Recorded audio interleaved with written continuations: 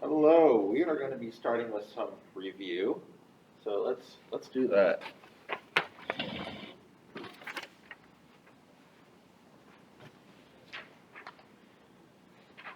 So one of the things that was on our quiz that we talked about, we got a few right answers on it. It was the terms that I gave you. One of them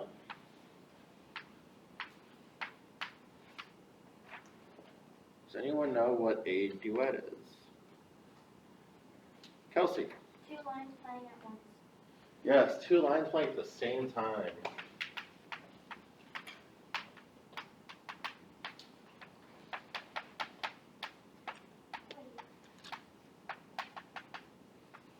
Most commonly, we're going to find this in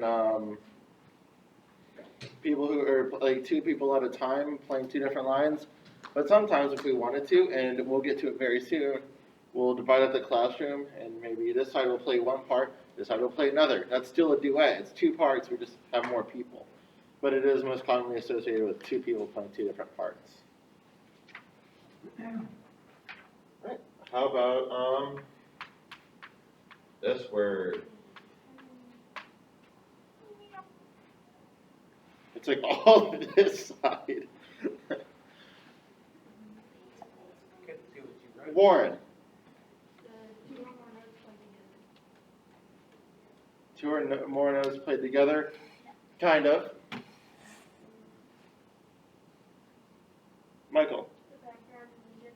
Yes, the background of the music.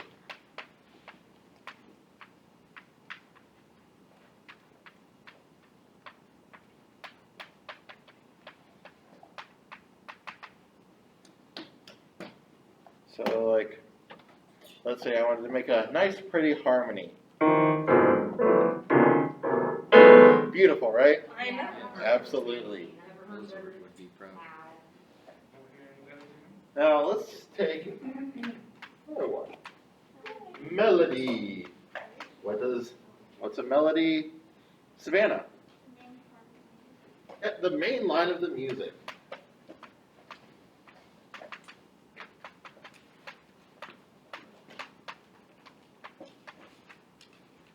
Yeah, so you got your melody.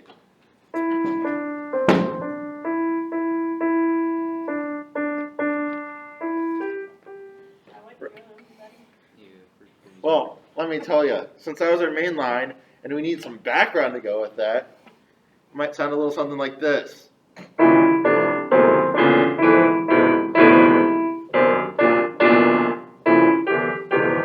Beautiful, right? Never heard anything better. Yeah, put that on our playlist on Spotify. I'll upload that later. All right. Yeah. So I think that's a good explanation of what that is, because you can hear the melody going the whole time beyond our beautiful harmony, right? Yep. Harmony, which might sometimes sound more like.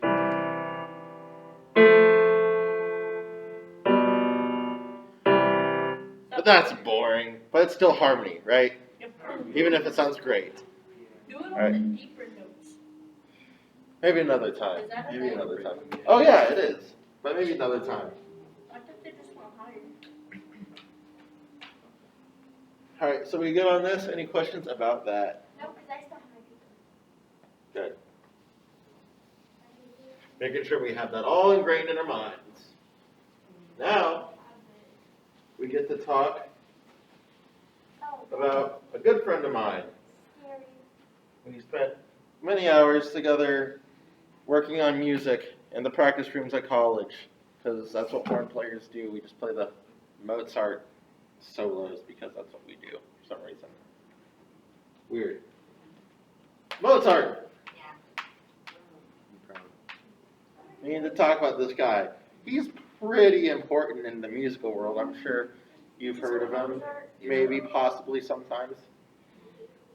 He is an artist, but not like a drawing artist, like I'm going to sell that for $1 million kind of artist. Wasn't he like an older, like? He's from an older time. That's what I was Yeah. Yeah, so he lived in the 1700s, which leads me to one of our questions that I want to go over. Is what era did Mozart compose his music in? Because he was a composer, he wrote lots of music. Gibson. The Renaissance era? Not quite the Renaissance era. He came a little bit after that.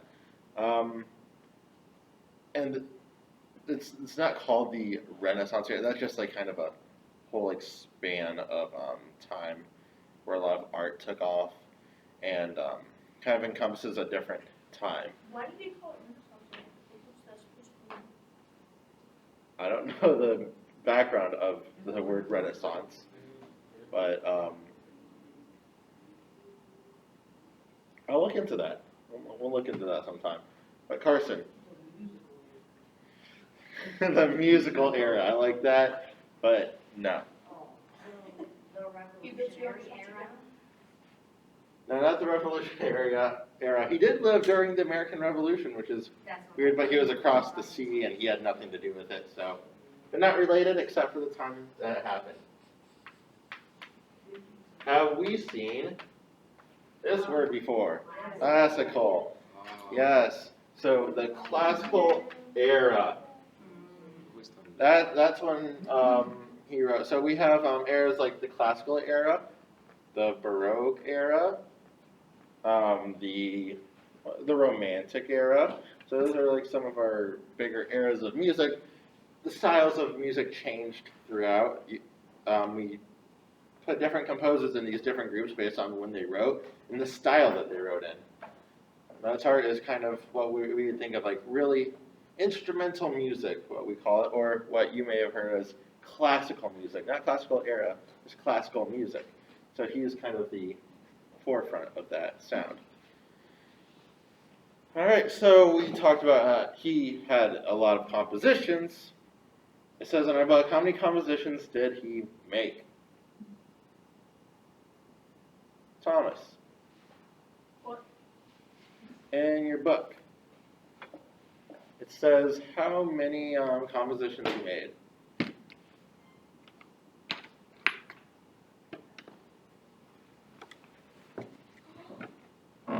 Right there on page number 8.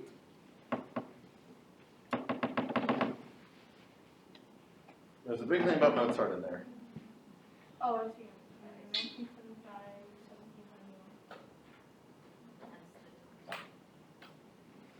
You said that, right? No, how many compositions did he write? What's it called? Compositions, like the pieces of music. That's a composition is a piece of music that someone writes. Oh. Yeah, over 600 pieces.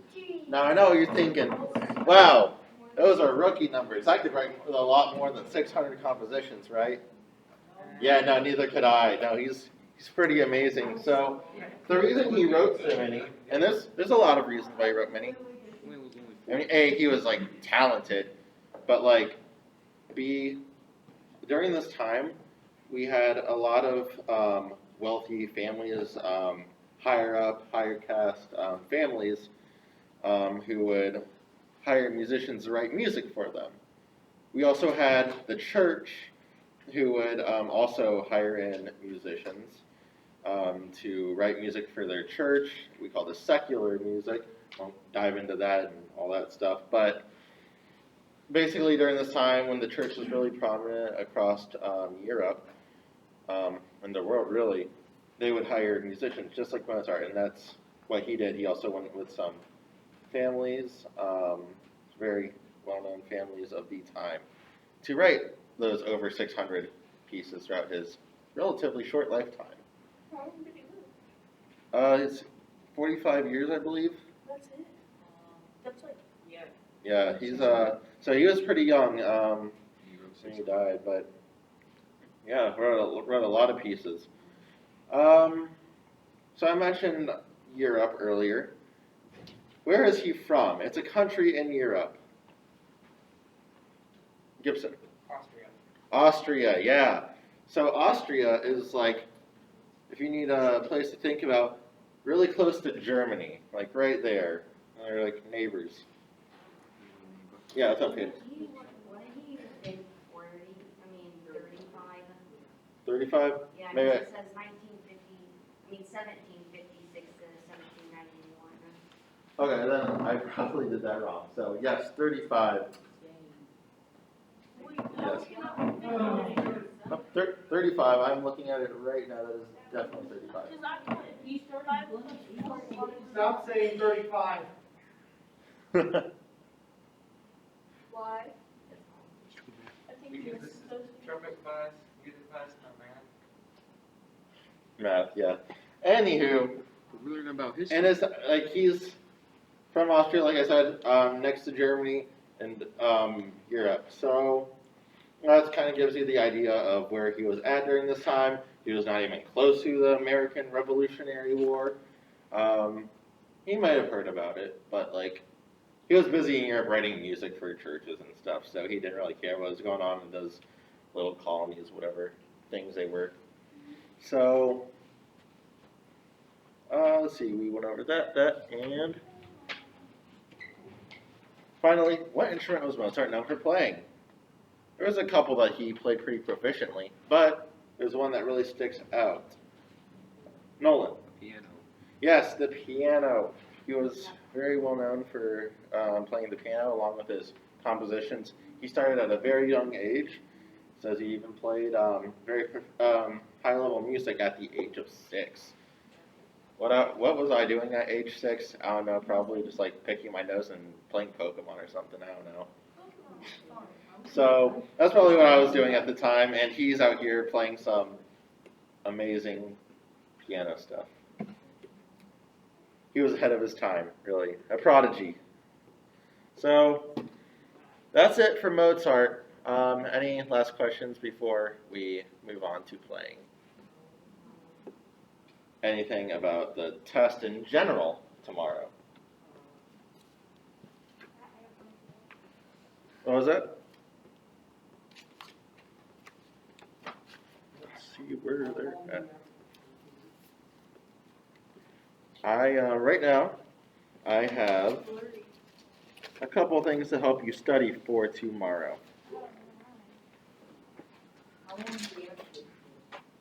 At least a minute. What? We have more than a minute to take it. I'll finish up how much time we'll have to do it tomorrow. I'll have to think about that. Because I still want to get you guys plenty of playing time.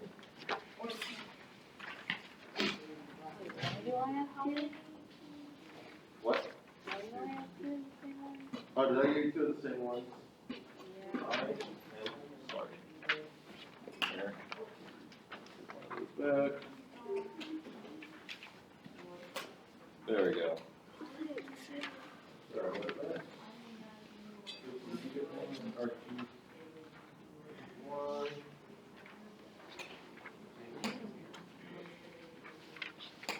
I just played it in here. Remember, on top of looking over this, you're going to want to look at your rhythm chart that you have. You're going to want to look over your fingering chart. You're going to want to look over the names of notes as they appear on the staff.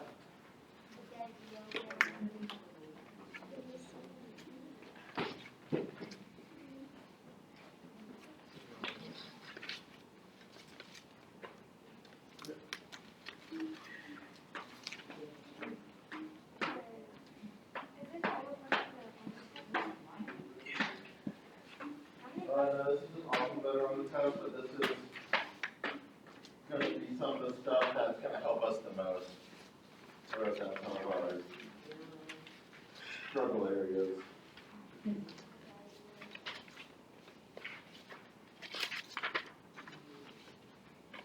All right. So,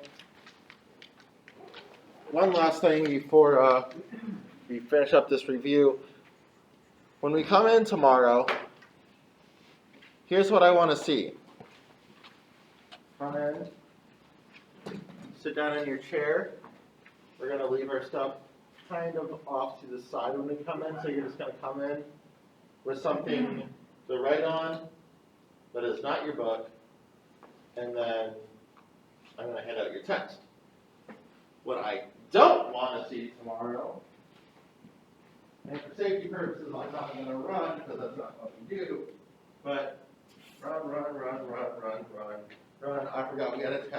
oh shoot, slide down to my chair, almost fall off. Grab your piece of paper out of your pocket, unravel it, and start looking it all over. Let's look at this. I'm giving you a little less than 24 hours to look at this and study this. So I want you to look at this before we come in, not as we're coming in, running to our seats to look at it. Okay? So as we come in tomorrow, we look at No, before you come in. I want you to study this before you come in. When you come in, I just want you to go straight to your seat. That way we can get started as soon as possible. Any questions? How many questions you'll find out? A fair amount. Enough for me to give a grade. Probably like 10 or All right. If there's no other questions, then let's get out our trumpets.